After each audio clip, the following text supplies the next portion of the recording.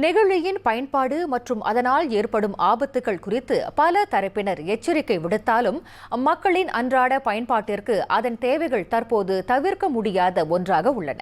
நெகிழி பயன்பாட்டை குறைத்துக் கொள்ளாவிடில் மிகப்பெரிய இயற்கை தூய்மைக்கேடு எதிர்கொள்ள நேரிடும்.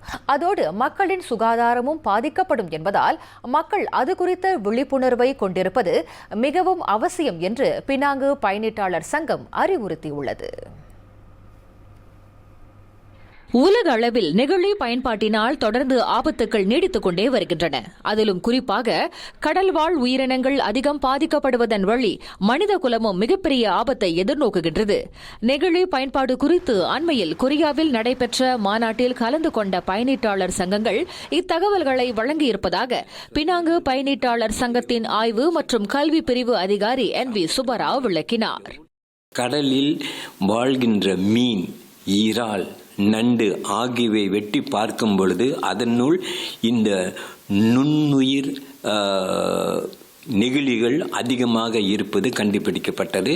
அதே நேரத்தில் மனிதர்களின் இரத்தத்திலும் இந்த மைக்ரோ பிளாஸ்டிக் அதிகமாக இருப்பதாக சொல்லி இருக்கின்றார்கள். அதுக்கு காரணம் நாம் பயன்படுத்தும் இந்த நெகிழிகள் அதிகமாக இருக்கின்றன. உணவு, நீர் உட்பட பெரும்பாலான உணவு வகைகள் நெகிழி பைகளில் பொட்டலமிடப்படுகின்றன. நெகிழி பைகளில் பொட்டலமிடப்படும் சூடான உணவுகளை உட்கொள்வதால் ஏற்படும் ஆபத்துகளையும் சுப்பராவ் விளக்குகின்றார்.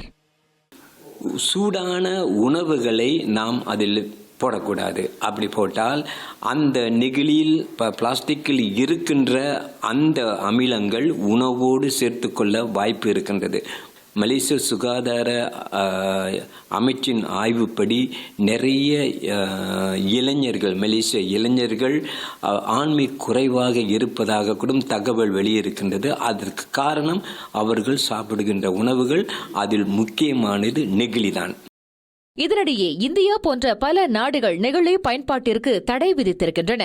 ஆனால் மலேசியாவில் அத்தடை முழுமையாக அமல்படுத்தப்படவில்லை.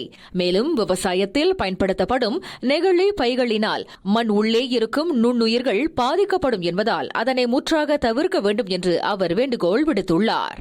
மலேசியாவில் உள்ள விவசாயிகள் என்ன செய்கின்றார்கள் என்றால், அவர்கள் மூடாக்கு, மல்ச்சிங் என்று சொல்வார்கள், மூடாக்கு செய்யும் பொழுது அதுக்கு மேற்பட்டில் அவர்கள் அட்டைகள், பேப்பர்கள் போன்றவற்றை தான் வைக்க வேண்டுமே ஒழிய இந்த நெகிழிகளை அவர்கள் வைக்கக்கூடாது. அந்த பிளாஸ்டிக் பைகள் பெருசாக இருக்கும், அதை மூடி விட்டுவார்கள். அப்படி மூடிப்படும் பொழுது அதனால் பலதரப்பட்ட பிரச்சனைகள் ஏற்படுகின்றன.